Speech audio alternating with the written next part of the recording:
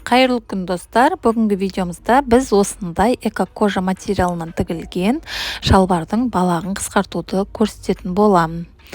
Біріншіден бізге осындай лапкалар қажет. Мен осының астында дөңгелектері бар лапканы пайдаланғанды дұрыс көрдім. Міне 2 сантиметрге қайырып, сол бойынша тігіп шығатын боламын. Егерде сіздерге менің видеом қызықты болса, менің каналыма тіркеліп, комментарий жазып, ұнаса лайк басып кетулеріңізді сұраймын.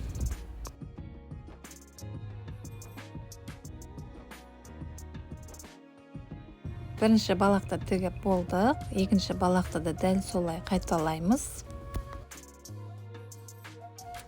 Арнайы лапкаңыз болмаса, оның орнына кішкене сабында сулап жағып жіберсеңіз, болмаса сұйық май жағып қойсаңыз, тез-тез тігіліп, тігісіңіз әдемі болып шығатын болады. Сіздермен болған меруерт. Келесі кездескенше қош сау болыңыздар.